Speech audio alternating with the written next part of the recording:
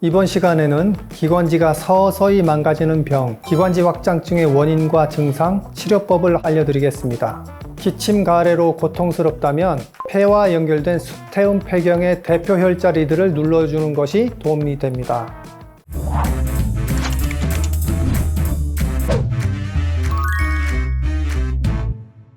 모르면 무서운 병, 알면 이겨낼 수 있다. 안녕하세요. 폐, 호흡기 건강을 살뜰하게 챙기는 한의사 임승엽입니다.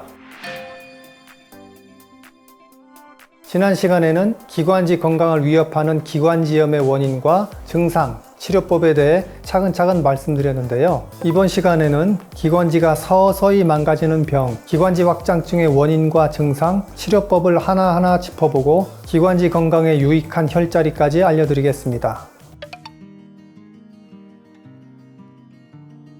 기관지 확장증의 가장 대표적인 원인은 기관지의 반복적인 세균 감염입니다. 감염으로 인해 기관지 벽이 손상되고 염증과 점액이 축적되면서 기관지가 신축성을 잃고 영구적으로 확장되는 건데요. 세균에 감염되면서 발생하는 질환이기 때문에 염증이 갑자기 폭발적으로 증가할 수 있으며 그로 인해서 폐렴이 반복적으로 발생할 가능성도 높아집니다. 특히 결핵 후유증으로 생기는 경우가 많으며 기관지 내부가 이물질, 염증, 종양, 가래 등으로 막히거나 좁아지는 기관지 폐색도 원인으로 들 수 있겠네요.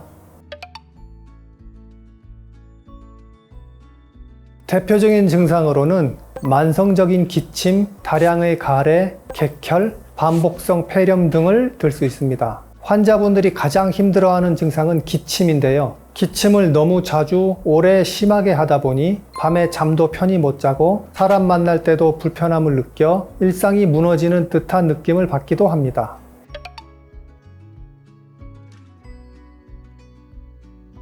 세균 감염으로 인해 기관지 분비물이 급격하게 증가하기 때문입니다. 그리고 장시간 똑바로 누워 있거나 수면 후 아침에는 다량의 분비물이 기관지 안에 고여 있다가 발작적인 기침과 함께 다량의 가래가 나오기도 합니다.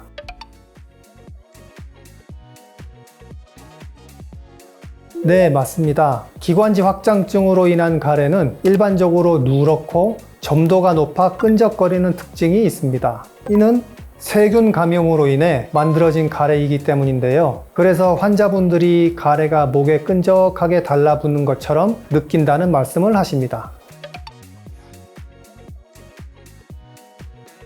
누런 가래가 일반적이며 심해지면 푸르스름한 색을 보일 때가 있는데 이는 세균 감염 때문에 나타나는 현상입니다. 가래에 피가 섞이거나 악취가 나는 경우도 있습니다.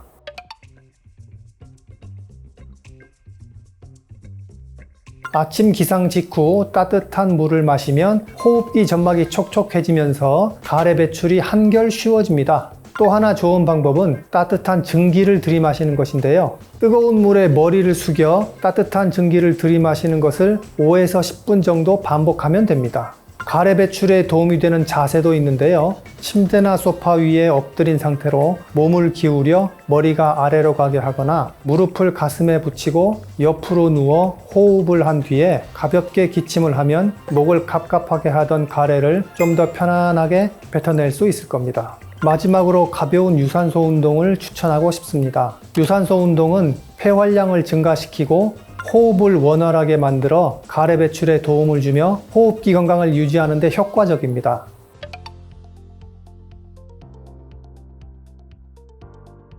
폐결핵이 있거나 과거 폐결핵을 앓았던 경우, 어릴 때 세균성 폐렴을 심하게 앓은 경우, 선천적으로 기관지에 기형이 있는 경우, 바이러스 감염이 자주 반복되는 경우에 기관지 확장증이 생길 위험성이 높습니다.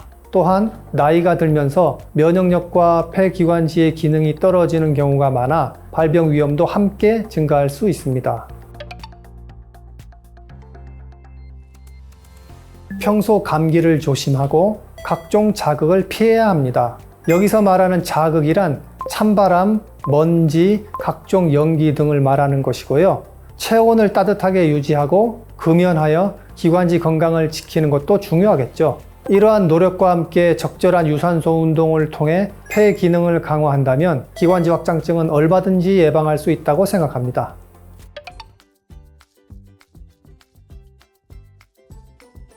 기관지 확장증을 앓고 있다는 것은 기관지가 제 기능을 하지 못하고 있다는 의미이기도 합니다. 기침과 가래가 계속되면서 기관지가 점점 약해지고 그로 인해 폐 감염이 반복되면서 폐 농양으로 악화될 수 있습니다. 특히 염증으로 약해진 기관지 점막이나 혈관이 파열되어 객혈이 심해지고 만성 저산소증의 징후인 손가락 끝이 곤봉처럼 둥글게 굵어지는 곤봉지가 나타날 수 있습니다. 이 밖에도 폐고혈압 및 폐성심, 저산소혈증 등으로 청색증, 전신피로, 인지기능 저하가 나타날 수 있으며 여기에 폐렴까지 겹치게 되면 면역력이 약하거나 고령인 경우에는 생명을 위협하는 상황으로까지 악화될 수 있습니다.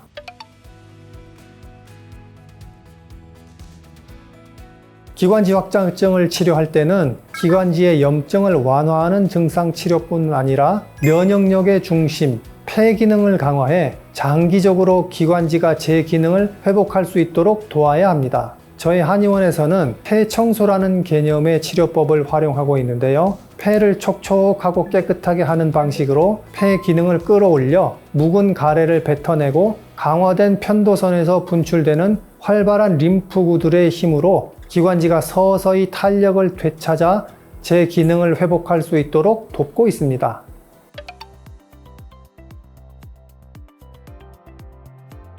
기관지 확장증, 폐기종을 함께 앓고 있던 76세 남성 환자가 기억이 납니다. 기침이 심하고 다량의 가래가 아침 저녁으로 종이컵 반컵 정도 나올 만큼 매우 안 좋은 상태로 내원하셨습니다.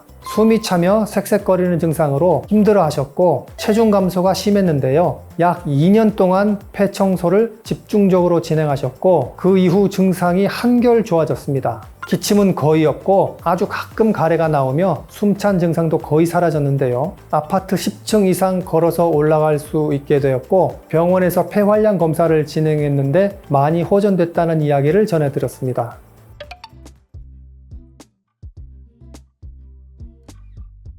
기침 가래로 고통스럽다면 폐와 연결된 수태음 폐경의 대표 혈자리들을 눌러주는 것이 도움이 됩니다. 첫째, 태연혈입니다. 태연혈은 폐의 원기를 회복하고 폐의 기능 회복을 돕는 혈자리로 엄지와 손목이 만나는 지점, 맥이 뛰는 부분이라 할 수 있는데요. 엄지로 1회당 10초씩 4, 5회 반복하여 지압하면 마른 기침과 가래를 가라앉히는데 이롭습니다. 둘째, 어제혈입니다. 폐에 열을 내리는 작용으로 기침과 콧물, 가래 등의 호흡기 증상 완화에 자주 쓰이는 혈자리인데요.